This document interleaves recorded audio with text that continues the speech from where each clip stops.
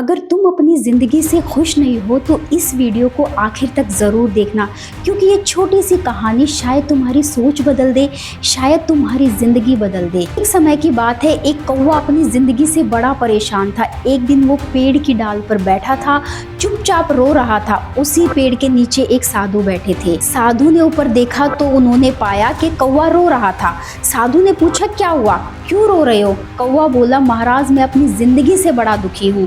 कोई मुझे प्यार नहीं करता, लोग मुझे देखकर भगा देते हैं। मेरे लिए किसी के भी दिल में दया भावना नहीं है, हर कोई मुझसे नफरत करता है। ऐसी ज़िंदगी से तो मौत बेहतर है। कौवे की बात को सुनकर साधु को उस पर बड़ी दया आई। उन्होंने कहा, बेटा इंसान हो या पक्षी हो, खुशी बाहर नहीं आपके भीतर होती है, आपकी सोच में होती है।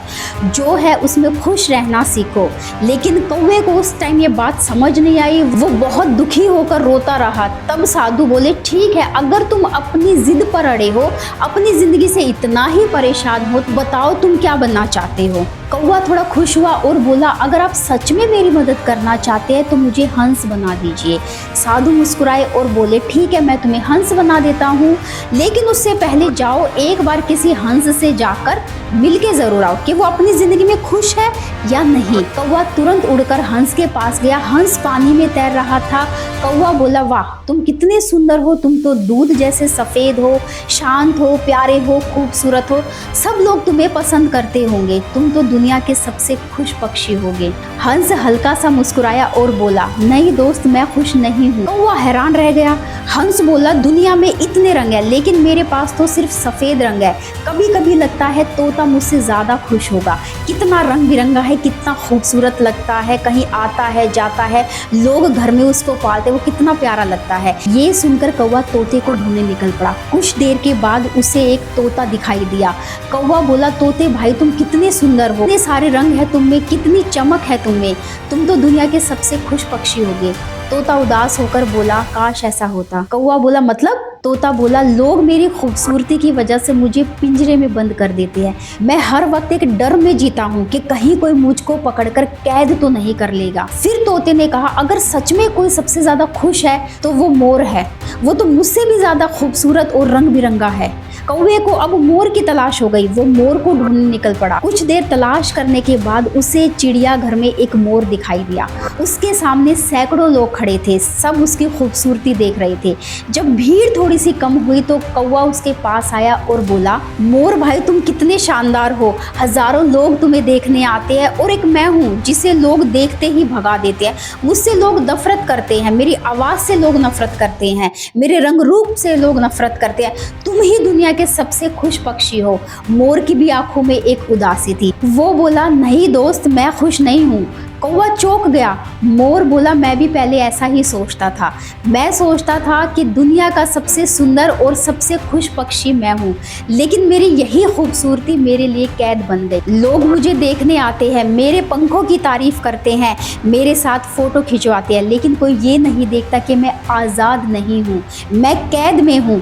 कई बार लोग मेरे रंग बिरंगे पंख तोड़ देते हैं और वो दर्द बहुत गहरा होता है। और सच कहूँ, मैं खुश नहीं हूँ। कौवा पूरी तरह से हैरान हो गया। उसने पूछा, अगर तुम भी खुश नहीं हो तो फिर इस दुनिया में खुश कौन है? मोर ने गहरी सांस ली और कहा, मैंने इस पूरे चिड़ियाघर को ध्यान से देखा है और मुझे समझ में आया कि सबसे खुश पक्षी तुम हो। कौवा शॉक्ड हो गया, बोला, मैं?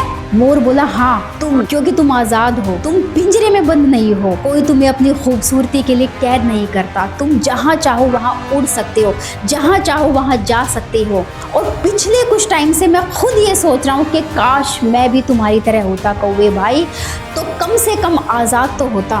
ये सुनते ही कौवा कुछ देर के लिए बिल्कुल शांत हो गया। उसे पहली बार अपनी ज़िंदगी की वो बात समझ आई जो वो कभी देख ही नहीं पाया था। वो वापस साधु के पास पहुंचा और साधु ने मुस्कुराकर उससे पूछा, तो बताओ अब क्या बनना चाहते हो? कौवा हल्का सा मुस्कुराया और बोला, महाराज अब मैं कुछ और नहीं बनना चाहता, मैं जैसा हूँ मैं वैसा ही ठीक हूँ। दोस्तों, हमारी ज़िंदगी की सबसे बड़ी गलती पता है क्या है?